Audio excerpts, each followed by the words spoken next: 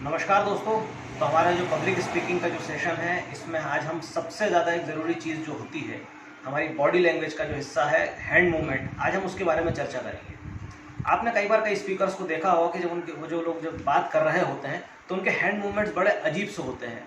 जैसे कि या वो अपने जब कम्युनिकेट कर रहे हैं तो अपने हैंड मूवमेंट्स का उपयोग ही नहीं कर रहे हैं। जैसे अगर मैं आपसे बात कर रहा हूँ, आपके क्या हालचाल हैं, अब देखिए मैंने अपने बॉडी का अपने हाथों का उपयोग नहीं किया तो बिल्कुल अजीब सा लग रहा है। या कई लोग जब बात करते हैं तो बिल्कुल हाथ पीछे बांध लेते हैं। आपके क्या हालचाल हैं, ना उनकी वॉइस के अंदर कुछ आ रहा है, अप एंड डाउन्स आ रहे हैं, ना उनके हैंड मूवमेंट्स आ रहे हैं जो कि एक एनर्जी जनरेट करके दें आपको स्पीच के अंदर या कम्युनिकेशन के अंदर। कई लोगों को आपने बात करते हुए देखा होगा, आप एक इस तरह से बात करते हैं बिल्कुल स्लेव पोजिशन के अंदर। आपके क्या हालचाल हैं, आपको कैसा लग रहा है। आपने जो मेरी 2-3 बार जो मूवमेंट्स देखे हैं ये आपको शायद अच्छे नहीं लग रहे होंगे। इसी तरह के कुछ और मूवमेंट्स होते हैं, हैंड मूवमेंट्स होते हैं जिन्हें हम प्रॉपर कम्युनिकेशन के अंदर एक्सेप्ट नहीं करते हैं। जैसे कई लोगों को आपने देखा होगा जब वो बात करते हैं, अगर उन्होंने हाथ में कोई अंगूठी वगैरह पहनी हुई है तो उसे कंटिन्यूस मूव करते रहते हैं।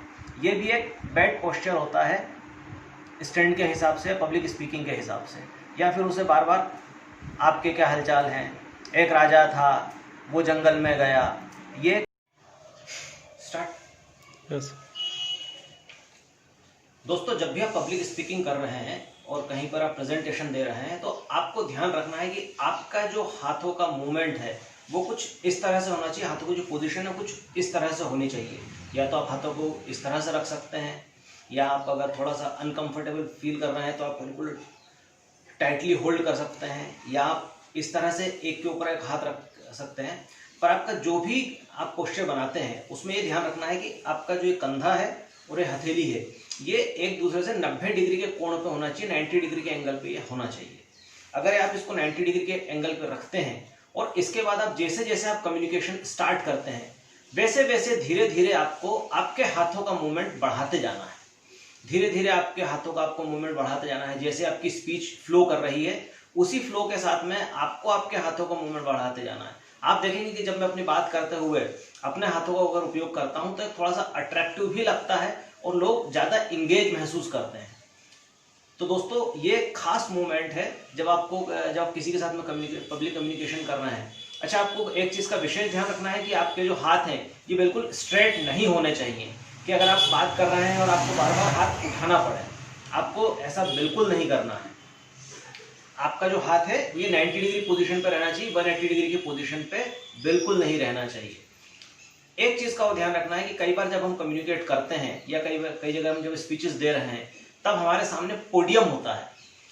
अगर आप पोडियम पे खड़े होकर कोई स्पीच दे रहे हैं तो उसमें ध्यान रखना है कि उस समय भी आपको पोडियम के ऊपर टिक कर खड़े होने की जगह आपको आराम से फर्म पोजीशन पर खड़े होना है और साइड से आपके जो हैंड्स हैं उनका मूवमेंट आपको करना है। अगर आप ज़्यादा बड़ी भीड़ के साथ में अगर आप प्रेजेंटेशन अपना दे रहे हैं, ज़्यादा बड़ी भीड़ है, जैसे 2000-5000 लोग हैं, उतनी बड़ी भीड़ में अगर आप अपना प्रेजेंटेशन दे रहे हैं तो उस समय आपके हाथों का मूवमेंट भी उसके हिसाब से आपको मूव करना है।